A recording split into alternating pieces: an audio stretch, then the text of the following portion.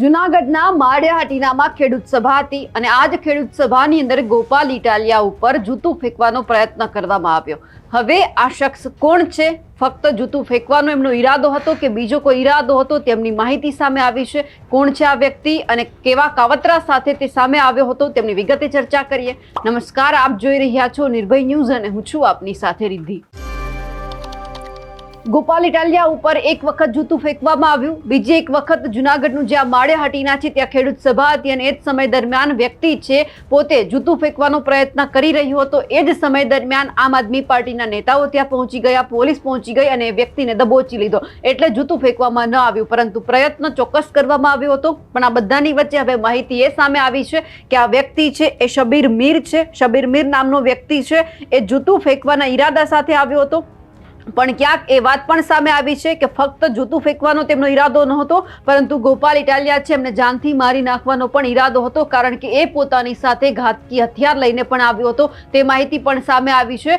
હવે આ બધું કોણ કરાવી રહ્યું છે, આ વ્યક્તિને કોણે મોકલ્યો છે તેમની તપાસ હાલ ચાલુ છે। જ્યાં શબીર મીર નામનો વ્યક્તિ છે એ કોના કહેવા પ્રમાણે જ્યાં જૂનાગઢનું માળિયાહાટીના છે જ્યાં ખેડૂત સભા હતી ત્યાં આવ્યો હતો તેમની તપાસ પણ અત્યારે પોલીસ કરી રહી છે। પરંતુ એ જોવાનું છે કે આ બધાની વચ્ચે શબીર મીરને હવે જ્યારે પૂછપરછ કરવામાં આવશે ત્યારે કેવા નવા ખુલાસા છે તે સામે આવી શકે એમ છે। આ બધાની વચ્ચે આમ આદમી પાર્ટીના નેતા પિયુષ પરમાર છે, તેમને પણ સાંભળીએ કે તેમણે આ ઘટનાને લઈને શું કહ્યું છે। નમસ્કાર, હું ખેડૂત પિયુષ પરમાર, ઓબીસી વિંગ પ્રદેશ પ્રમુખ, આમ આદમી પાર્ટી ગુજરાત। ગઈકાલે માળિયાહાટીના મુકામે ગોપાલભાઈ ઇટાલિયાની એક જાહેર સભા હતી અને એના બાદ અમરાપુર પણ એક જાહેર સભા હતી, જેમાં માળિયાહાટીના મુકામે બચ્ચુભાઈ સિસોદિયા જે ભારતીય જનતા પાર્ટીના જનસંઘના આગેવાન, પીઢ આગેવાન, ભાજપ છોડી આમ આદમી પાર્ટીમાં જોડાયા। તેમના હજારો કાર્યકરો સાથે આમ આદમી પાર્ટીમાં જોડાયા છે। ત્યારે સમગ્ર વિસ્તારમાં ભાજપ માળિયાહાટીના તાલુકામાં પૂર્ણ થઈ ગઈ છે। ત્યારે તેના ષડયંત્રના ભાગરૂપે કાલે ગોપાલભાઈ પર જૂતું ફેંકવાનો પ્રયત્ન થયો અને જૂતું ફેંકવાનો એ પ્રયત્ન અમારા કાર્યકરોએ નિષ્ફળ બનાવ્યો। પછી અમને હવે માહિતી મળી છે કે ગોપાલભાઈ પર જૂતું ફેંકનાર વ્યક્તિ શબીર મીર કરીને ભંડુરી ગામનો રહેવાસી છે। એ જૂતું ફેંકવો એનો ઈરાદો નહોતો, માત્ર તે પોતાની સાથે છરી પણ લઈને આવ્યો હતો। ક્યાંક ને ક્યાંક ગોપાલભાઈને જાનથી મારી નાખવાનું ષડયંત્ર રચાણું હોય એવી માહિતી અમને મળી રહી છે। એના ભાગરૂપે એ જ્યાં બેઠો હતો એ સતત એમને આકાઓ દ્વારા ફોન કરવામાં આવી રહ્યા હતા ને એના આકાઓનો ફોન પૂર્ણ થાય છે પછી જૂતું ફેંકે છે। જૂતું ફેંકવો એમનો ઈરાદો નહોતો। ગોપાલભાઈને જાનથી મારી નાખવા માટે એ પોતાની સાથે છરી પણ લઈને આવ્યો હોય એવી અમને શંકા છે અને માહિતી પણ મળી છે।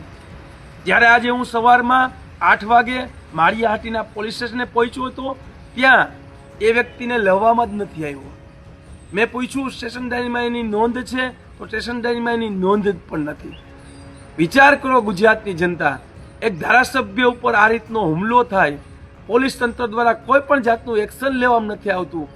ભાજપના મોટા ગજના નેતાઓને કહેવાથી આ ષડયંત્રપૂર્વક કાવતરું રચવામાં આવેલું હતું કે ગોપાલભાઈને જાનથી મારી નાખવાનો પ્રયત્ન કરવાના ઈરાદેથી આ સમગ્ર કાવતરું રચવામાં આવ્યું હતું। આજે હું એની લેખિત ફરિયાદ પણ માળિયાહાટીના પોલીસ સ્ટેશને આપવા જાઉં છું। હું ગુજરાતના ગૃહમંત્રીને પૂછવા માંગુ છું, આ છે તમારી કાયદો અને વ્યવસ્થા? ભાજપના નેતાઓ એટલી નિમ્ન કક્ષાની રાજનીતિ કરવા માંગે છે? આમાં એસપી સાહેબને હું ખાસ વિનંતી કરું છું કે તટસ્થ તપાસ થવી જોઈએ। જે કાવતરું રચવાના છે એની ઉપર ફરિયાદ દાખલ કરી અને એને જેલને હવાલે કરવા જોઈએ। જય હિન્દ, જય ભારત। હવે જે આ માહિતી સામે આવી છે તેમને લઈ આપ શું માનો છો, કમેન્ટ કરીને ચોક્કસથી જણાવજો। સાથે જ અમારી નિર્ભય ન્યૂઝ ચેનલને લાઇક, શેર અને સબસ્ક્રાઇબ કરવાનું ભૂલશો નહીં। નમસ્કાર।